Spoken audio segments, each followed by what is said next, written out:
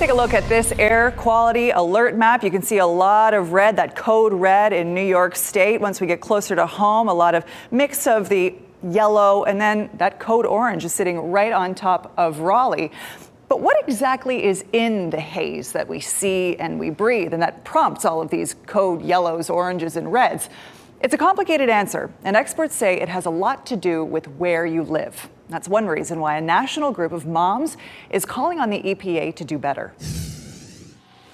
When smoke from the Canadian wildfires first made its way here, we suddenly became all too familiar with this.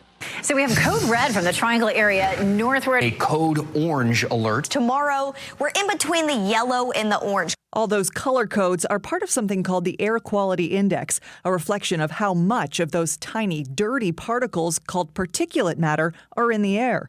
But one UNC environmental science professor tells me the Air Quality Index is missing a key element that could help us understand just how dangerous those tiny particles are. In order for us to understand the properties of that particulate matter, how unhealthy it is for us, or how it affects the climate, we have to not only understand the amount, the size, but also its composition.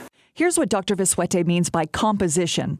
Imagine this blue circle is particulate matter from the Canadian wildfire. As it moves, it interacts with other gases. Think of this yellow dot as pollution from coal power plants or a manufacturing facility. Now that smoke particulate matter has changed its composition. As it continues its way to North Carolina, it absorbs more gases and continues to transform.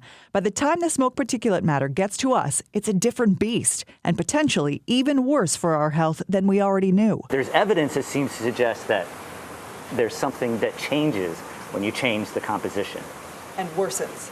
And worsens, yes. And that's just one reason why the national group Moms Clean Air Force is calling for the EPA to set stronger air quality standards that take into effect how particulate matter is affected by other pollutants it interacts with as it moves. For communities that are living in areas where there's already high levels of air pollution, this added burden of wildfire smoke really exacerbates the burden that they're living with every day. Viswete says while the current air quality standards are helpful, until we know how those fine air particles like wildfire smoke transform with other pollution, we don't really know how bad those code red days are for our health.